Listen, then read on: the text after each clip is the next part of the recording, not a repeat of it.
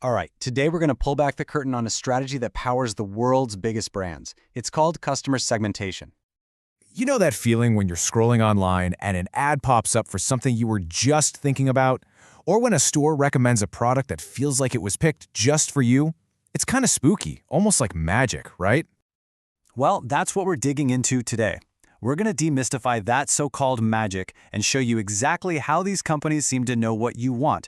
Sometimes, yeah, even before you do. So, the secret? It's not a crystal ball. It's a really, really smart business strategy. And I promise, once you get how it works, you're going to start seeing it absolutely everywhere. Okay, to really get this, let's frame it as a classic showdown. The old way versus the new way.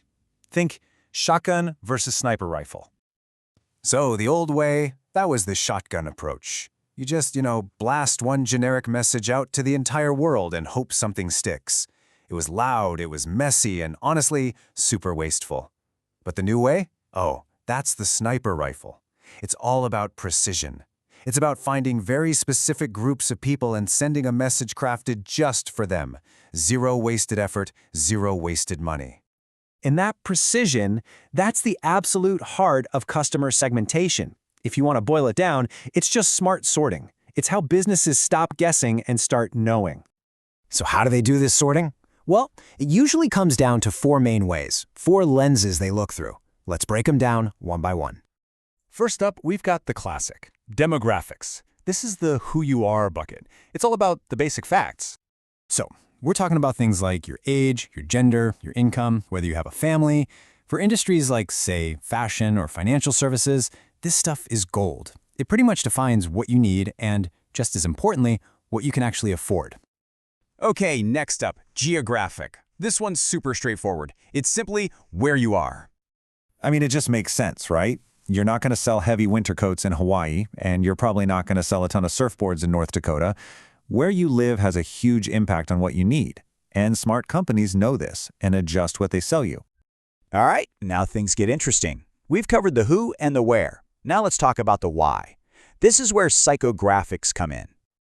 This is all about what makes you tick, your lifestyle, your values, your interests. Are you someone who only buys sustainable products? Are you a total fitness junkie? This is the stuff that explains why you might pick one brand over another, even when the products are almost identical. It's about what you believe in, what's part of your identity. And finally, we get to what a lot of marketers think is the holy grail, behavioral segmentation. This isn't about who you say you are or what you believe. It's about what you actually do. This means they're tracking what you've bought before, what products you click on, how loyal you are to a brand. Think about it. Amazon, Netflix, their entire business models are built on this idea. Why? Because the best predictor of your future behavior is your past behavior. It's that simple. Okay, theory's great, but let's see this in action. Let's talk about a couple of huge brands that are absolute masters of this game. Let's start with Fenty Beauty. What they did was, frankly, a masterclass in demographic segmentation. So they launched with 50 different shades of foundation.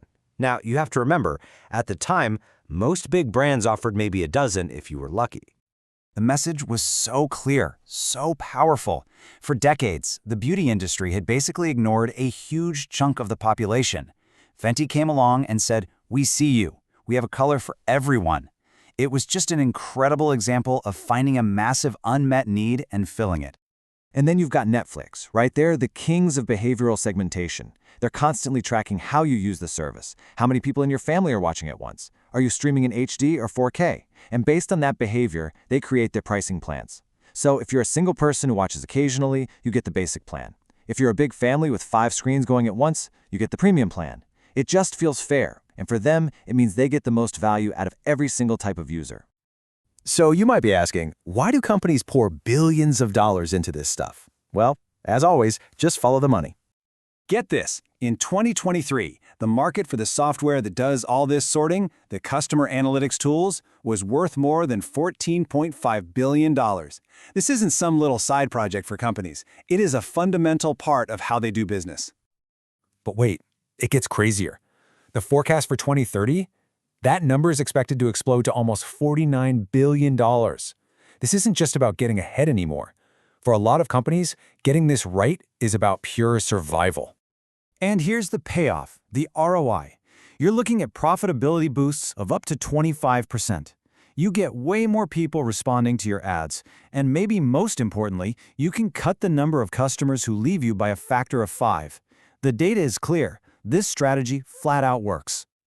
Okay, so let's bring this all back home. What does this mean for you? Well, it all comes down to something you create every single second you're online. All of this sorting, this entire multi-billion-dollar industry, it's all fueled by your digital footprint. Every single click, every scroll, every purchase, it's a breadcrumb. You're leaving a trail of clues about who you are and what you want. And companies are getting incredibly good at following that trail. So that leaves us with one last question to think about. All those tiny clues you're leaving behind online, they're being gathered up and pieced together to tell a story about you. The only question is, what story is your digital footprint telling?